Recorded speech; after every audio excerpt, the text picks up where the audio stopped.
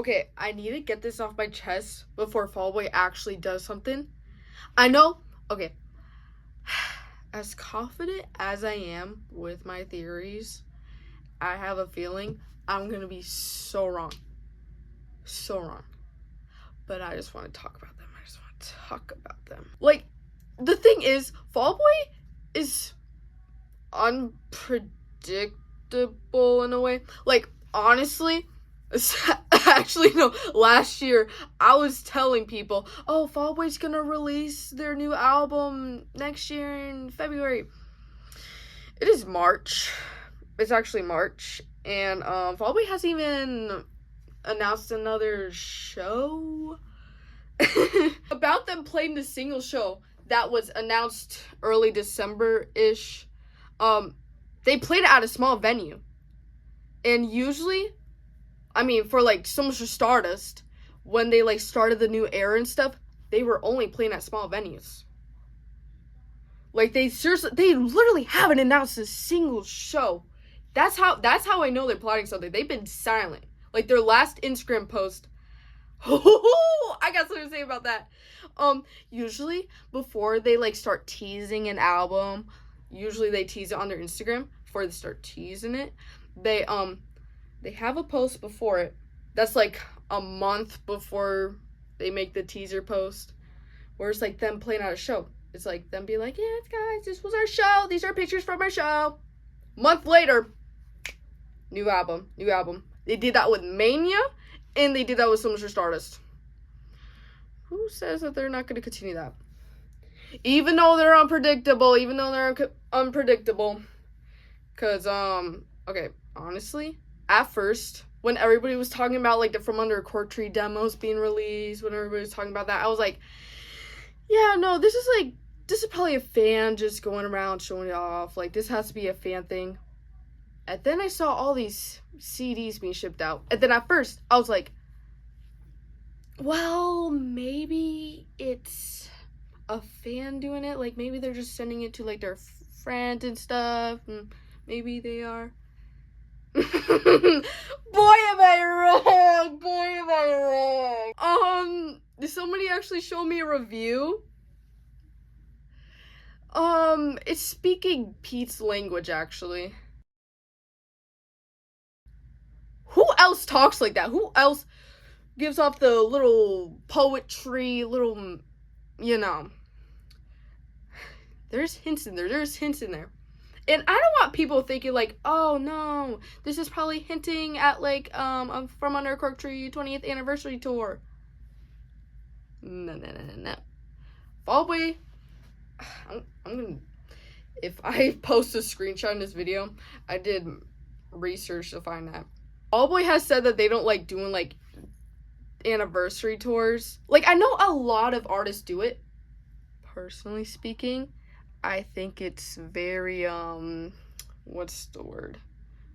Greedy. Cause why are you touring for an album that came out like 10 years ago? So with the whole demo thing, you know, whatever. I'm starting to accept that it's probably Fall Boy doing it. I'm starting to accept it. You know, I'm still, like, on the edge, being like, can't be too sure, but at this rate, that handwriting's getting a little, you know, like, I know I said Fall Boy doesn't like to repeat things, really.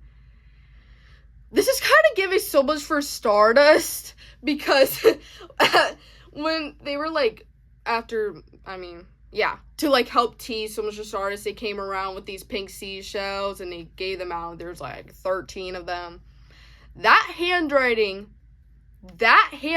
looking very familiar. Like, and, like, the thing is, if Fall Boy is truly going for this trilogy thing, which they said So Much for Stardust is the start of a trilogy. It's the start of a new thing, just like they've done with their past albums. They're all trilogies. They might go for a theme this time. Who knows? Which goes to my next point. You know, the demos. The demos are a thing in the past. You know, Days of Fallout past. That relates to this thing. It's all a matter of nostalgia. Like, Patrick talked about it at a show. I was at when we were young.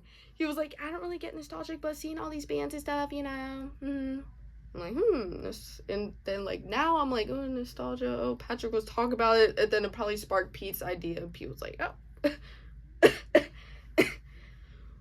Unless Patrick has been teasing it this entire time, because he literally said he never gets nostalgic. Also relating to my little nostalgia theory. Fall Boy last year. Okay. It's really ugly. I didn't buy anything from it. But they came out with like a summer merch drop. Like that font that they use for their website at some point. They put that on their website. They changed the website for my Crow Tree's 20th anniversary. But they had that font on their website. They changed it from So Much for Stardust. So they've been planning to do this for a while. Because if they wanted to keep the same era of So Much for Stardust, if they wanted to keep that era, they wouldn't have changed that font. But no, they changed it to that one. Because actually, So Much for Stardust had accents of purple. And if they want to keep the trilogy going, they might use the same accents. I feel like I'm just saying a lot of stuff. And people could be like, yeah, this girl's crazy. This girl's crazy. Continuing with my theory. You know, a while ago, we all just decided to erase it from our minds. We decided to erase it. I did not forget. I did not forget Peter. I did not forget Peter Wentz. On Pete's story, he posted a single vinyl that was like black and yellow that had the words, never settle for the hand you were dealt. Be what you want. Want to know what I did with that? Want to know what I did with that information? I reverse Google image searched it. You know, I looked up the lyrics. I looked it up on Spotify. I looked it up on Google. I tried hard to find what it was. All I could find is that, like, never settle for a hand you're dealt. That's like a poker quote. And if you're coming, gambling. Fall Boy 9 is gonna be gambling. Gambling album. Okay, I know Fall Boy uses, like, quotes and, like, movie stuff all the time for their albums. Like, I Am My Own Muse. That's a quote from Frida Kahlo. But the thing is, So Much for Stardust is such an artistic album. Like, their whole So Much for Stardust album cover is made up of paintings and clay. Like, you can't really tell. People are like, oh my gosh, that's an ugly album cover. They literally said that they want it to be something you could touch because they're, like, sick of, like, the AI crap and NFTs and stuff. So, in gambling, they actually use a lot of imagery that, like, gives people the sense of nostalgia. So, like, people, like, when they become 21, they, like, see, like, the imagery and stuff. They're like, I should do that. I've always seen it as a kid. So I should do it. You know? you know. So, Fall Boy 9, nostalgia, gambling album. Like, also, Patrick has been bringing back a lot of hats. Like, my word! Like, the whole Days of the Fallout Pass is just a big thing for nostalgia. Like, the last show for Tour Dust, they, did a bunch of 8-balls, like, for each of their albums. Like, they did Evening Out, and then they did Take This to Your Grave, and so on, all the way to So Much for Stardust. That teased Days of the Fallout Past. Want to know what Days of the Fallout Past is teasing? Nostalgia. Fall Boy 9, nostalgia album. Like, I really want Fall Boy to, like, announce a new album. I really want them to tour, because honestly, stupid enough, I really like being at the shows. Like, I love being at shows because I get to see Fall Boy, but it's also because of the people. Like, when I'm at those shows, I'm with my people that actually understand me. Here at home, I get yelled at for talking a lot about Fall Boy. But when I'm at those shows, I literally, like, I love making things for people. Like, I honestly, like, I know I'm weirdly cutting this video off, but that's because I'm making this longer than it needs to be, and I'm off topic.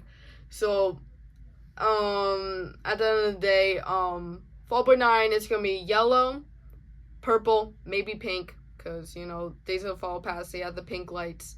It's gonna be about nostalgia, and it might have some gambling in it. Gambling. Yeah.